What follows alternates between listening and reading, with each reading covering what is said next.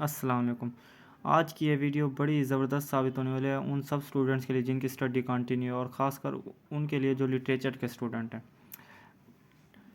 Time ज़ाया किए बगैर देखते हैं कि difference, shortest difference old English literature, middle English and modern English.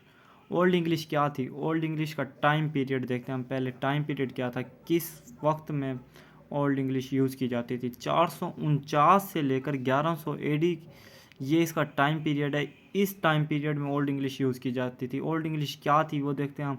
आज जर्मनिक लैंग्वेज, ये एक जर्मनिक लैंग्वेज थी ओल्ड इंग्लिश, जो कि कह लें कि सबसे मतलब इंग्लिश का पहला वर्शन था जो इंग्लिश बोली गई थी सबसे पहले, वो ओल्ड इंग्लिश के नाम से जाने जाते हैं। फॉर एग्जांपल बीवुल्फ, जो लिटरेचर के स्टूडेंट हैं उन्हें पता होगा, उन्होंने स्टडी की होगी कि बीवुल्फ पोइम कौन सी है, ये क्या है। ये इंतहाई डिफ़िकल्ट, कह लेंगे टोटली डिफ़िकल्ट वर्डिंग है इसमें। कौन क्या, बल्कि पढ़े लिखे बंदे भी नहीं समझ सकेगा जो पहली दूसरी बार पढ़ रहा होगा इसे। तो और कहा जाता है इसका मतलब मुकम्मल कोई प्रॉपर इन्फॉर्मेशन नहीं है। वो भी बीवुल्फ पोइम के भी जो पेजेस मिले थे वो भी जले हुए थे, मिडल इंग्लिश में आते हैं। इसका टाइम पीरियड है 1100 से 1500 एडी। और ये डेवलप्ड हो चुकी थी, इंग्लिश लैंग्वेज थोड़ी बहुत डेवलप्ड हो चुकी थी। इसमें लैटिन और फ्रेंच भी मतलब इंक्लूड हो गई थी। काफ़ी हद तक लैटिन और फ्रेंच के वर्ड्स भी आ गए थे इसमें मिडल इंग्लिश में। For example Canterbury Tales. Canterbury Tales literature के स्टूडेंट ने ज़रूर पढ़ी होगी।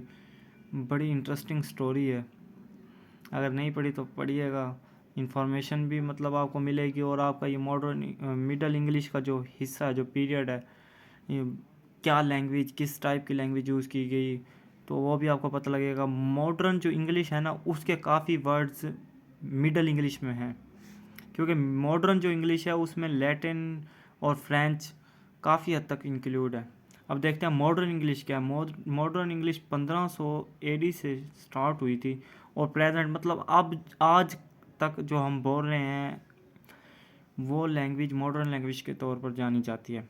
मॉडर्न लैंग्वेज क्या, ये शेक्सपियर के डेज, मतलब ये देख लें, the language of Shakespeare days actually considered modern English. वो कह रहे हैं कि शेक्सपियर का जो दिन, शेक्सपियर ने जो इंग्लिश बोली थी वो इंग्लिश मॉडर्न इंग्लिश के तौर पर जानी जाती है, जो उसने यूज़ की थी इंग्लिश।